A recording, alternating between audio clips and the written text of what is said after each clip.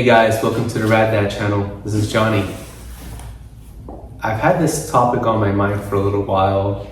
And as someone who's now getting into his 40s and not really riding for competition, I want to bring this topic up because we've had a sort of a societal mindset shift about cycling in the past 30 years, and I think many of us have sort of lost direction and sort of forgotten the purpose of why many of us started riding bikes in the first place. It used to be when we were growing up, we would ride our bikes to school, or we would ride our bikes to our friend's house, or we would just ride our bikes to explore. And many times, being a town for me anyway, in this instance, it was the 90s, we would ride around on bikes that look like this, So this is a 100% dad bike right here. It's steel, it's got 7 speeds, it weighs over 30 pounds, and it's just kind of not really fast, actually quite slow, but pretty comfortable bike. And people in the 90s rode those things everywhere. They rode those things on bike paths, they rode those things on the roads, they rode those things on trails, although trails back then don't resemble anything of what trails being built look like now. And so they would do it all. They actually had the designation ATV, all-terrain bicycle, until they became mountain bikes, which is now MTB. And so they were a bike that they were bought for multiple uses and multiple purposes. Now you've got specialized bikes that do one thing good and they're not so great at everything else. And so, we would ride without a care. We wouldn't have to turn on a Strava to see how fast we were going or how far we went. Our goal was just to get out there and get some exercise for the most part. Not including, of course, like the 5 cyclists in my town, maybe even all of North Texas, who had road bikes back then. There weren't many at all people on road bikes. The mountain bike had become widely popularized and widely commercialized as sort of the go-to bicycle, and 10 speeds of the past, the Shrimp Varsities, nobody was riding those when I was growing up.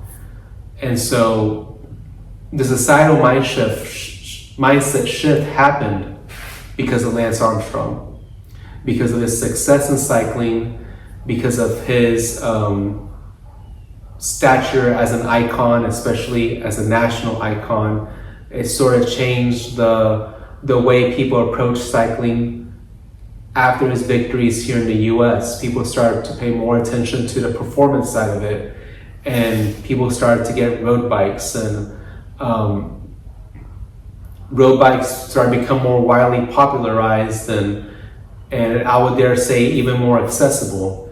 And then after consumer to direct opened up, where you didn't have to go to a bike shop, just about anybody could buy a road bicycle without having to walk into a store and do it on credit and pay it off in payments.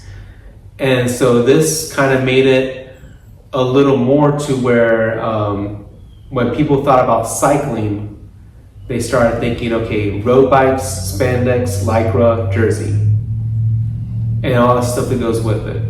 Group rides, rallies, criteriums, racing.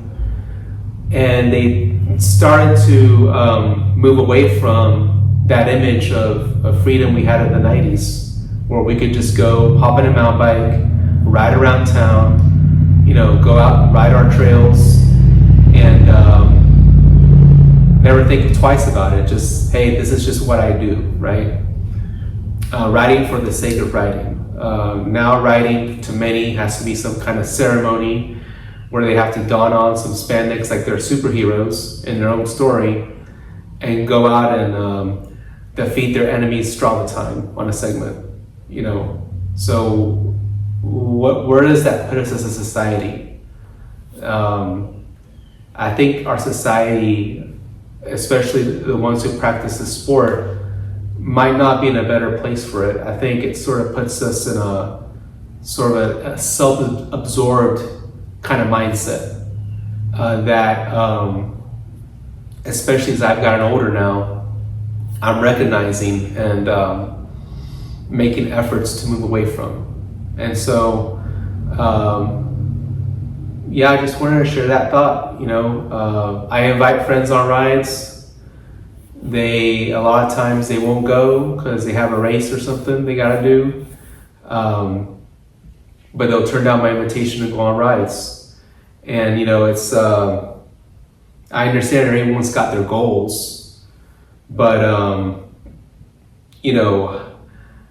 at 40, 50, 60 years old, I mean, when is it enough, When have you raced your last race? Or when can you just say, you know what, I'm not important enough, or I'm not that important to not ride with friends, right? So I still sort of, I dip my toes in the scene, but I'm no longer a part of the scene.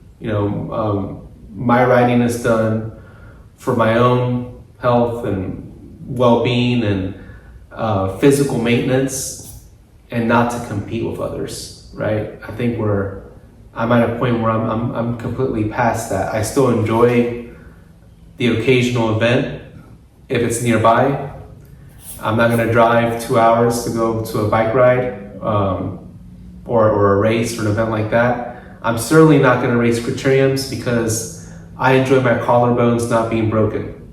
So there's definitely no racing anymore in my future. However, if you look behind me, I've got the 90s dad bike and I've got the gravel bike. And when I go riding, those are my two go-tos. The one day I want to put performance in my riding, I get on my gravel bike if I want to go a little faster. But most of the time, I'm on a 90s dad bike.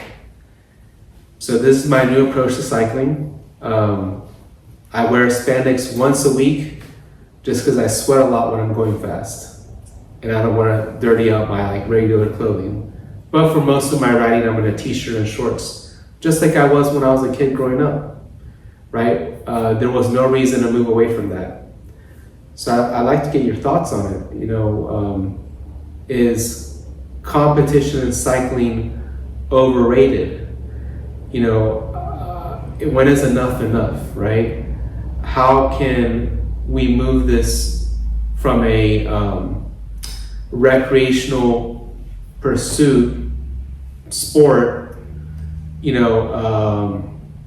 something where we put ourselves in a competitive mindset, to something that's more embraced by everyone, something that's a lifestyle, something that's part of the community, something where, hey, you're not thinking really, really hard about getting on a bike and riding, you're just going out there and doing it.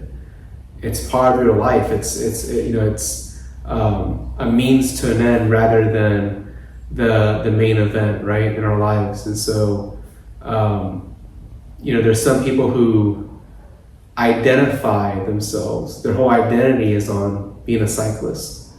And I think that people in general have so much more within their personality and within other skills and other talents that they have, where identifying as a cyclist only kind of sells it short. So how can we just make cycling just a part of what we do instead of this all-encompassing thing? It's a deconstruction of the mind, right? Can we deconstruct our perceptions of the importance we've placed on cycling for so long to just make it something that, is neither here nor there? It's just something that happens every day. Some people go for a jog, every day. Some people, they walk to school, and in the same way, can we